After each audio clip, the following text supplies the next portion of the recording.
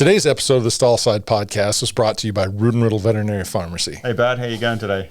I'm doing okay. I'm a little concerned about today, though. Oh, why's that? Because, again, I'm going to be the only guy on the podcast without a cool accent.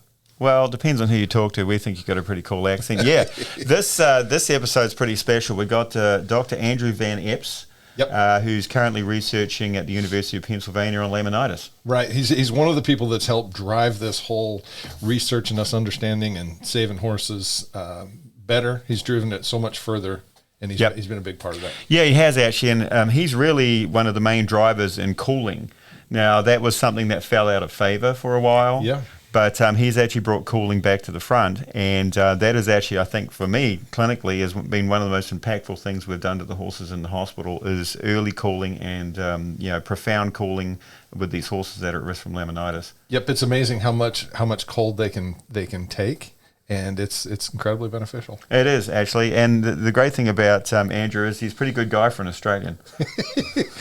Well, I'm excited to talk to him. Yeah, so am I. So on StallSide this week, we have Dr. Andrew Van Epps, currently researching laminitis at the University of Pennsylvania, New Bolton Center.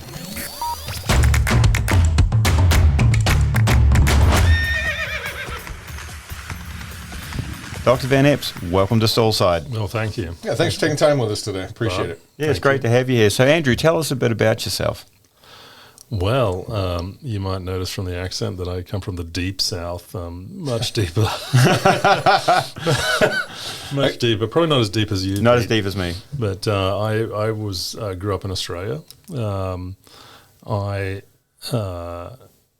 wasn't one of these people that wanted to be a vet this whole life.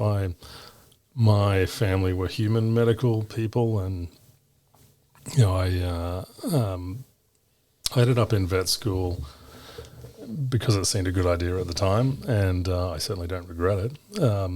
But I did grow up with animals, but I got interested in horses because I worked when I was a vet student. I started working with a guy on the racetrack, and I mucked stalls. He had a hospital. I mucked stalls for him on the weekend. I was pretty slow, but I got there, and I learned a lot from him. He was he really wanted to teach, and he taught me a lot about horsemanship, and a lot about medicine and surgery, and a lot about racing, and and I did really enjoy my time on the racetrack, actually, with the people, and I miss that in my current position because I worked there for 5 years, all up after I graduated, and a condition he put on me when I said, "How about a job?" when I graduate, and he said, "Listen, you can have a job, but you need to go and do some research at the university with that Pollitt guy." And so I went into Chris Pollitt was a really disrupting the whole field of laminitis at that time. That was in the late 90s. And, for so long we'd thought laminitis was just an ischemic problem, and, you put them on isoxaprine, and you paint some nitroglycerin on their coronary bands, and that's the way you fix it. And he sort of just turned it on its head and said, I think other things are happening. And he, at that point, when I was a student, he used to come into lectures and he'd say, "Throw away your notes from last year. Everything's changed," and it literally had. It was kind of exciting. And anyway, I, as a new graduate, trundled into his office and said that I wanted to do research on navicular disease, and he looked at me strangely, and said, "I've got a better idea." And we started looking at I started doing a part-time master's as I worked on the racetrack, and that turned into a PhD, and I did a lot of the early stuff looking at the effect of cooling on feet during my PhD, and there was a lot of failures, actually, but then the cooling, at least against experimental models over the years, and there's a little bit of evidence clinically that it works. It's the one thing that stood the test of time. we've done countless experimental inductions, both with septic type laminitis and insulin as well, and it preserves the tissue amazingly. So that was probably, it's kind of serendipitous, but that got me into laminitis research. And then I ended up over at the University of Pennsylvania as a resident, actually. It was I hadn't quite finished my PhD, and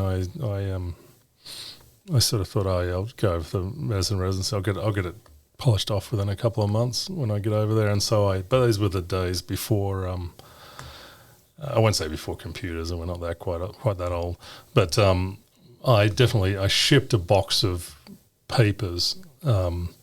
It cost me $400, which was a lot of money for me at that time. Wow. So I shipped them by air, thinking I'm going to get this done. And then 3 years later, I hadn't touched it. I finished my residency, and then I managed to get my PhD finished. And then I went back to Queensland we started a new hospital there at the University of Queensland, and then a job when I was a resident, a horse called Barbaro, who he had won the Kentucky Derby, and he was favourite to actually win the Triple Crown, and that hadn't been done at that point for a long, long time, and so it was a massive deal. And he broke down in the Preakness Stakes. That was 2006, and I was a resident, and had a bit to do with his care.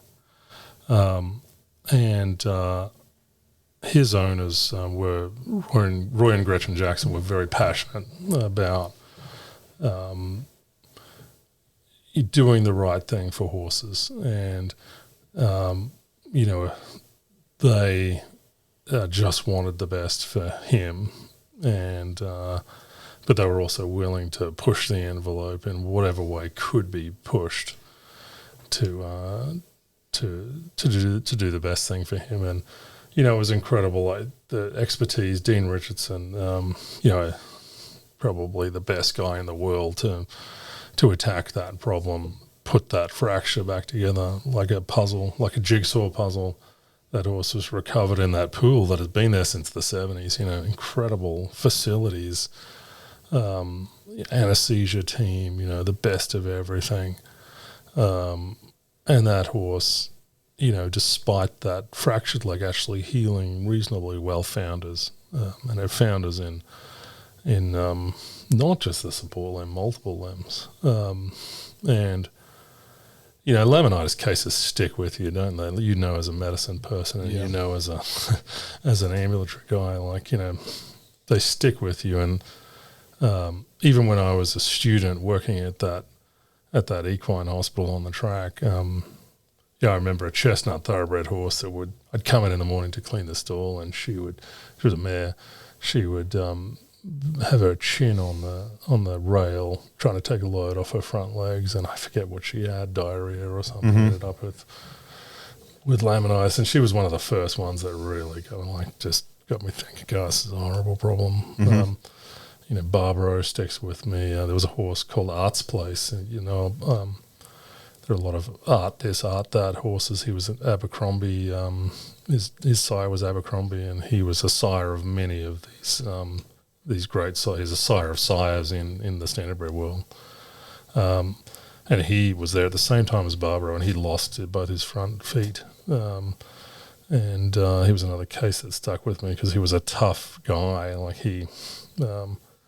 We used to monorail him, hang him from the monorail, and take him to the pool every day, and so he could have some time with no weight on his legs. And we used to sedate him pretty heavily and roll him by, but then after the first few times we didn't sedate him at all, and he just used to go up in the air and he'd look in people's offices on the way past and he would stop. But he ended up euthanized as well.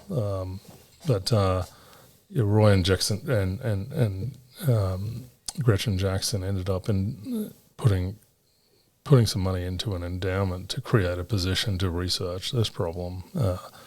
And so first time around, I actually didn't get it. They asked me to apply in 20.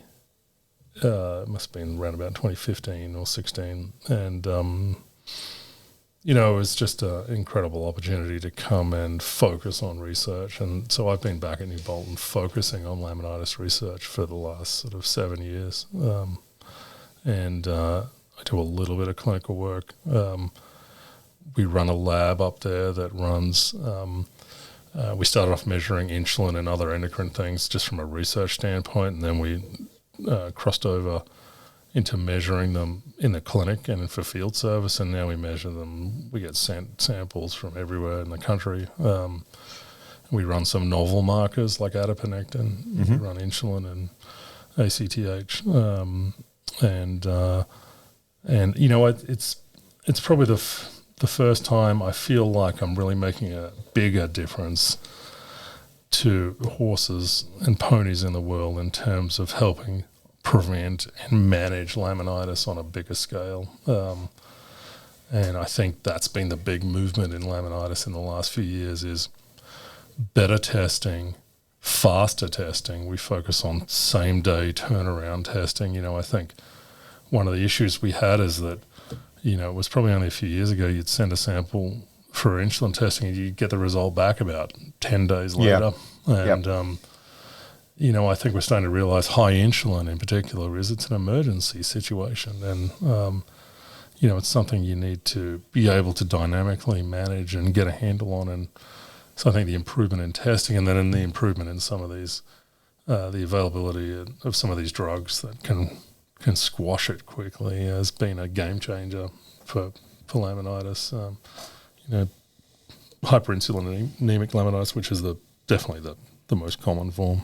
Yeah, you're exactly right, because by the time you've seen that elevated insulin, that horse has got a huge head start on you, and you're playing a game of catch-up. Yeah. Roy and Gretchen Jackson, I met them when I was at New Bolton Center, and absolute salt-of-the-earth people. They were just wonderful. They just wanted to do the best. You're exactly right, and so no one should ever doubt that the impact that they've had on laminitis and how they just absolutely put their weight behind doing the best. It's interesting you mentioned about cooling, because the old thing was, the old guys would say, just stand the horse in the river, right? And that period that you talk about with the nitroglycerine and that, I lived through that period during my residency, and now we're back icing things again. Yeah. So that's some of that old knowledge, which is, as you say, stood the test of time. People went away from it because it wasn't like fancy. But that's one thing you correctly say makes a real difference. So talk to me about cooling. Talk to me about your research into cooling and the things you found out and how that has been practically applicable. Yeah, well, I think, I was talking to someone yesterday about, when I was first in practice in Australia, I think in colitis cases, I'd say probably 30% of them founded, or maybe a quarter to 30%.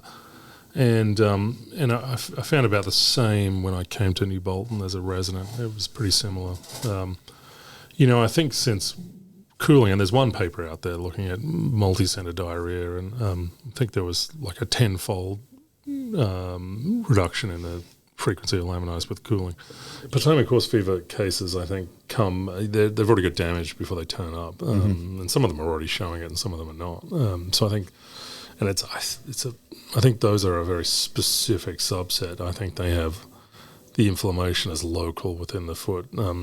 The Neorichthsia rickettsia replicates in tissue macrophages, and I think it probably replicates in resident macrophages in feet. There are macrophages in the lamellae and causes local carnage, and I think that it's a different kettle of fish, much harder to control. But, a lot of the research we've done is trying to work out why it helps. Laminitis in sick horses is kind of like end organ failure in human sepsis. And it's very similar to acute lung injury in human sepsis, which is a major form of end organ failure. And you get neutrophil emigration and a bunch of other stuff going on that is very similar, except you don't walk around on your lungs. So, but people who've got that sort of acute lung injury get volu and barotrauma from being ventilated in a similar way. So I guess that's a mechanical component. There's a little bit of evidence that cooling in rodent studies, whole body cooling, can inhibit acute lung injury in a cecal ligation puncture model. But whole body hypothermia has got a whole bunch of problems associated with it. You can't cool as profoundly. With a horsefoot, we've got an organ on the end of a stick, essentially, and there's not a lot of important things there. So you get the opportunity to cool it really profoundly. It's not easy to do that. They can override. They can open up their arteriovenous anastomoses and override even quite profound cooling. But the opportunity is there to cool it profoundly. And when you cool it profoundly, you inhibit a lot of the inflammatory signaling, a lot of the growth factor signaling in different forms of laminitis that you see, and critically, the tissue stays together. And we haven't. I think it's difficult to decide exactly why that's the case in different forms of the disease, but. A lot of what we've done over the last sort of 5 to 10 years has been looking at, are there processes that are inhibited by cooling that we can target pharmacologically in a more convenient way? Because unfortunately, cooling, it's hard to do. Mm-hmm. It's hard to do effectively, except in a hospital environment. The timing on it's important too, right? Right. Obviously, the earlier the better. Is there a point where that it doesn't make a difference? Or did you cool all your laminitis cases?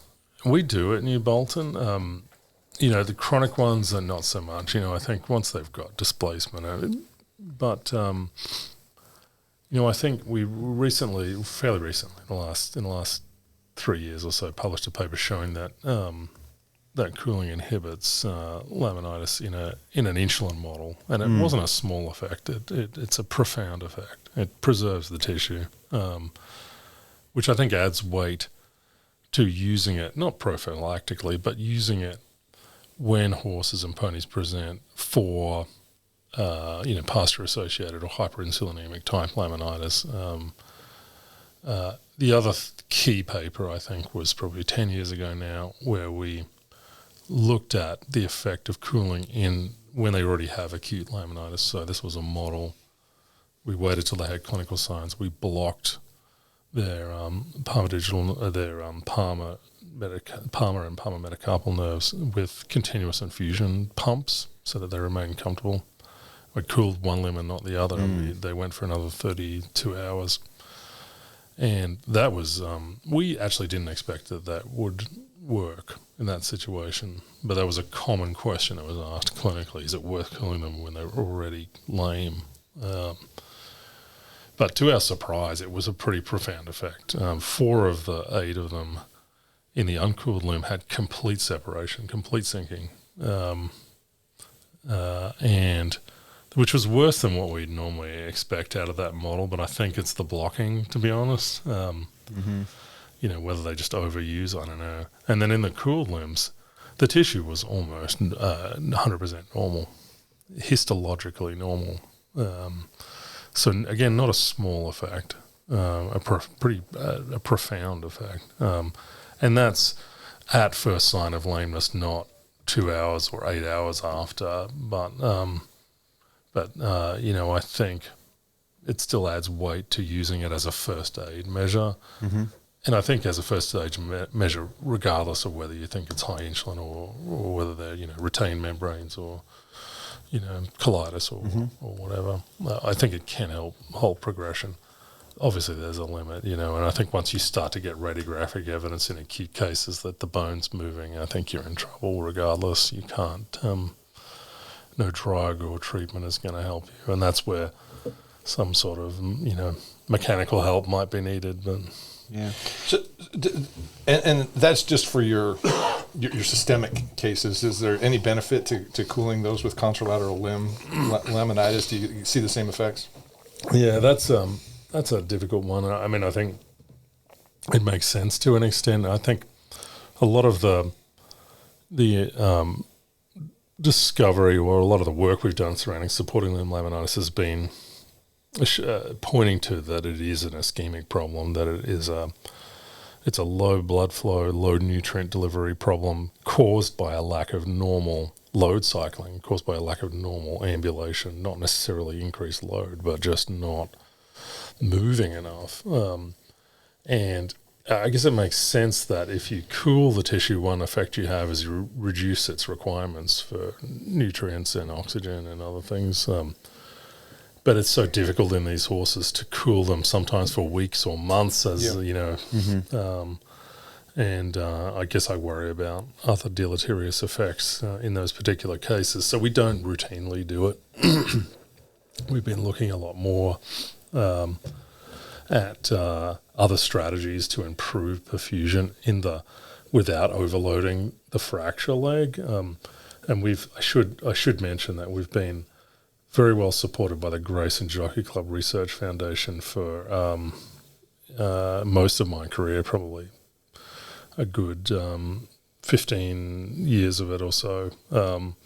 And we've had a lot of projects on cooling, funded by Grayson, and also now projects looking at supporting limb laminitis, pathophysiology and methods of prevention. And I think that's starting to tie together into real-world potential solutions. So the two things we've been looking at in supporting limb laminitis are, one, methods to track their limb motion and their ambulation to decide, is there a point at which you can identify high risk in a specific patient by how much it's moving.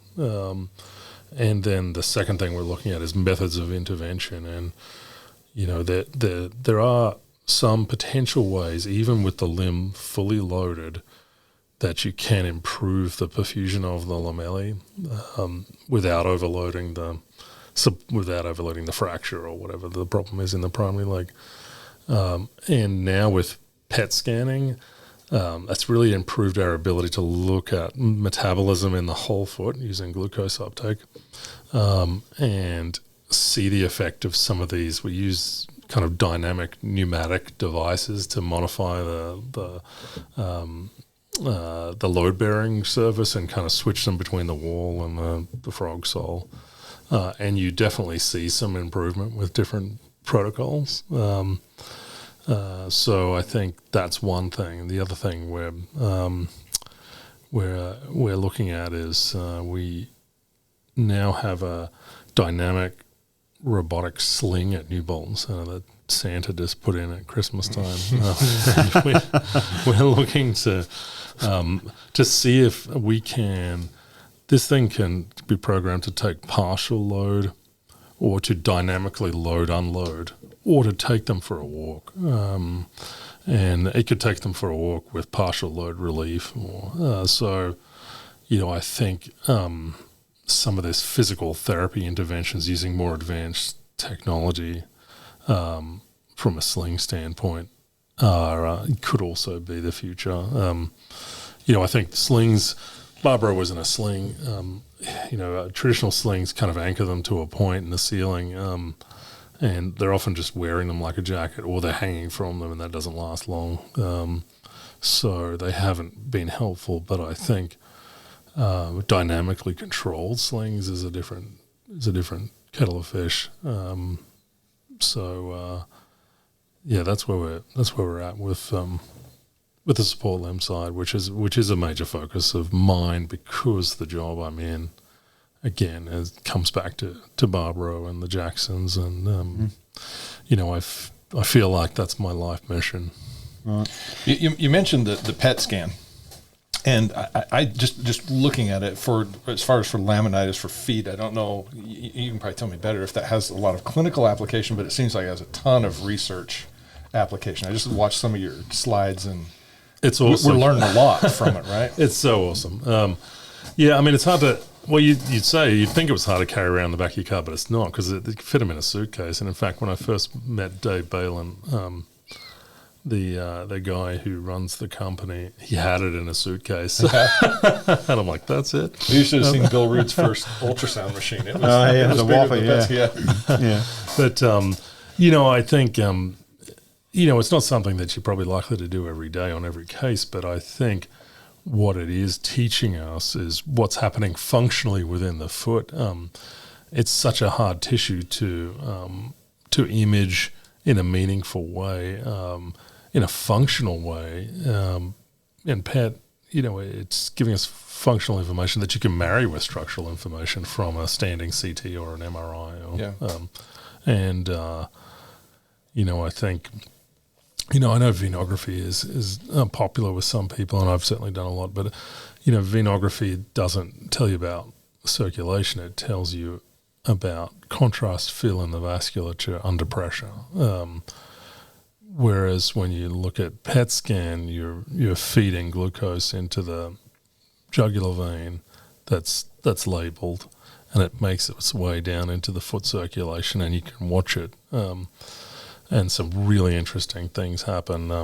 One of those interesting things that happens is it doesn't perfuse the entire foot in a normal horse that's standing still. It takes the path of least resistance and then returns back up the venous side. That differs from foot to foot, from horse to horse, but it's pretty consistent between scans of the same horse. They'll have deficits, usually medially in their lamellae and often in their sole, where they don't have any perfusion in the standing situation for 20 minutes as we scan them constantly for. So I do wonder if it's that factor that feeds into whether some horses are more prone to damage when they stand still versus other horses, and particularly when they stand still under extra load because they've got a fracture or similar. So I guess that's one thing that PET is really starting to open our eyes on. We've never had the ability to look at the whole foot in 3 dimensions at one time, and then the images are fantastic. They're really satisfying. And then when we look at laminitis, and using different traces, looking at bone and looking at soft tissue, again, you can learn functional things about bone that I guess we always suspected that the bone turnover started early and was a big factor because a lot of these chronic horses have massive bone lysis.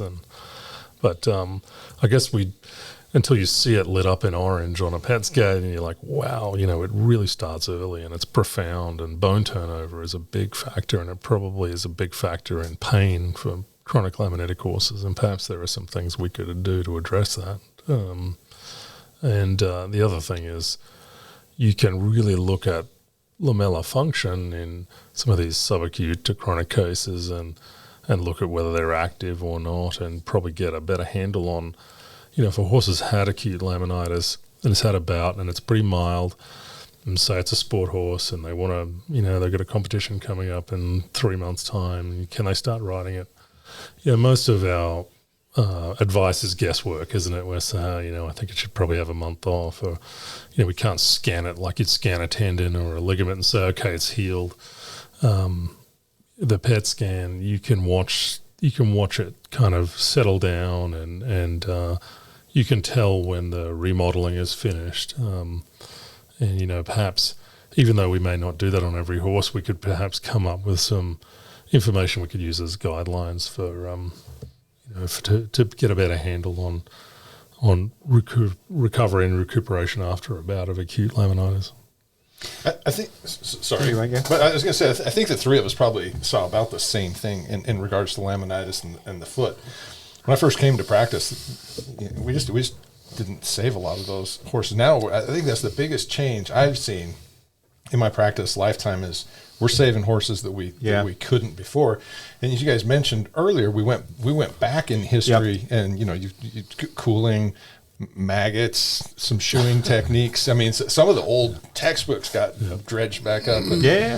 So, have we? What's around the corner for laminitis research? Yeah, I think I 100% agree. I think we used to struggle with these cases and blame the farrier. That was the approach usually. Yeah, still do.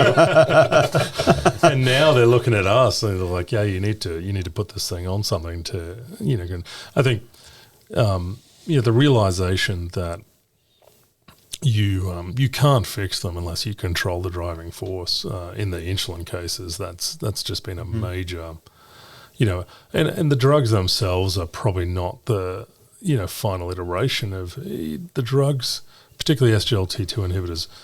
I feel like they're a window into what we used to say. Hey, control its diet, exercise, weight loss. And maybe in 3 or 4 months' time you'll get some improvement. And, most people just don't last that. Owner compliance and horse factors, these drugs, they control insulin, bang, overnight. And it gives you, a great therapeutic option, but it's also just a window into, hey, what can tight insulin control do for this animal? And if you take them off the drug, they're back to square one. A couple of days later with SGLT2 inhibitors, they don't have lasting effects. But they're at least telling us, okay, this is what's possible if you control insulin. I think the biggest thing for me, treating them once they've already got damage is it's so difficult. So, better screening, picking them up earlier, picking them up before they get damaged, focusing on ways to identify insulin dysregulation and, because it's still hard or one-off insulin tests in particular to screen effectively. So better ways to screen, better ways to identify problems before they get damaged, better ways to relate insulin levels in blood to damage in feet, and better ways to diagnose and track lamella damage, using more advanced imaging modalities, but also tying that. I think there have been improvements in digital radiography where on a plain x-ray you can see things that you couldn't when we graduated, when we were holding them up to the light box, and even without, venography, even on plain digital x-ray, there are things that you can see that can be very helpful. And we've got an abstract in ACVIM this year and hopefully a paper going to be submitted soon, looking just purely at the lucent zone measurements in a plain x-ray and how they relate to acute laminitis, because acute laminitis traditionally has been defined by a lack of x-ray change, but you can definitely see changes in that parameter when you measure it in acute cases, and it's very sensitive and specific, and you can track it. So there are things that we can see on these acute cases, and a lot of these insulin cases, traditionally we thought laminitis was irreversible and you can't go back. But these insulin cases, that lamella stretch that they get, it's stretch. It's not a lot of it's not detachment. It's kind of stretch and proliferation. It's reversible. So something that we never thought was possible. Yeah. Well, really to sum it up, we can be a lot more proactive now. I know that we are in the hospital. We're putting soul support on really quickly. We're going in with ice very quickly. You're talking about looking at insulin and being proactive at knocking that down. These are all things that are relatively recently sort of come about, sort of say you can try to get ahead of this problem. And I'd absolutely agree with you. Once these horses come in with changes, and you say Potomac horse fever is a classic one, those horses, if they're starting to show signs of laminitis, we're in a lot of trouble. But if you get them ahead of that event, you got a good chance of them walking out soundly and going ahead and having good life. So, again, we thank you for everything you've done, bringing cooling back to the fore, because that, I'd say, in the hospital is probably one of the most impactful things that we have started doing, was being early with ice them early and often, sort of like voting, right? Yeah.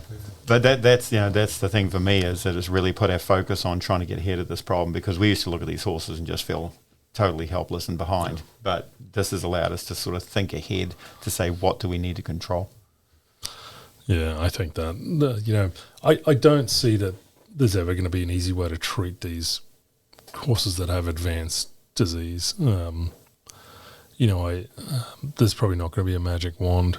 There may be, more advanced methods of, these days you can 3D print tissue on scaffolds, and it may be possible to to regenerate lamellae, I guess, but it's always going to be messy. And there may even be ways to transplant limbs, I'm sure. I mean, people who do transplants of human hands from deceased people, they'd look at our problem and say, wow, I just lopped that off with the mint cannon, and you got like 2 tendons and a couple of arteries to join up. Yeah. I'm sure that those things are achievable, but I don't know.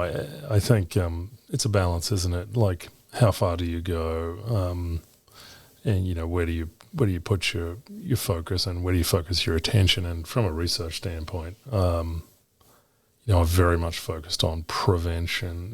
Trying to work out why and how can we stop it from getting to that point, because I think that's where the most yield is, rather than treating after the point. I think it's tough. Yeah, and a lot of it comes down to just mechanics and pain relief, right? And then, as you say, it's a salvage thing. Whereas the things you've talked about today give us an opportunity to try to stop us getting to that point, because it's a very complex structure, the foot, and it just doesn't heal after you get that. No. Yeah. Well, I think one thing is, and with the insulin type, even when they've got some rotation and they've got some more advanced disease, you can still get improvements with insulin control. They're not as quick as the cases that don't have that, but they're certainly, they're there, and they're kind of rewarding. And I think you can even the lamellar wedge that we talk about, that's there in the rotated foot. It's a bit different in insulin cases than it is in your sort of sick horse. Like in your sick septic type laminitis, it's a lot. There's damage and dysplasia and change in the morphology of the lamellae themselves, and they're kind of a mess, and the whole thing's a disaster. In the insulin one, there's some stretch and some proliferation, but a lot of the wedge is cap horn that's produced on the hoof side.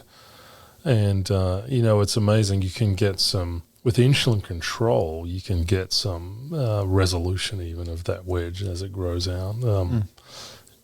It is something that I think we're starting to get a better handle on. And I think in a couple of years' time, after we've had more time with drugs that are more effective at insulin control, it'll start to tease out how much of a difference we can make even in these chronic animals. But the key is not letting them get there in the first place, for sure. Yeah, mother was always right. Stitch in time saves 9. Yeah, that's great. Well, that was StallSide for this week. We've been with Dr. Andrew Epps, currently researching at the University of Pennsylvania on laminitis. See you next time.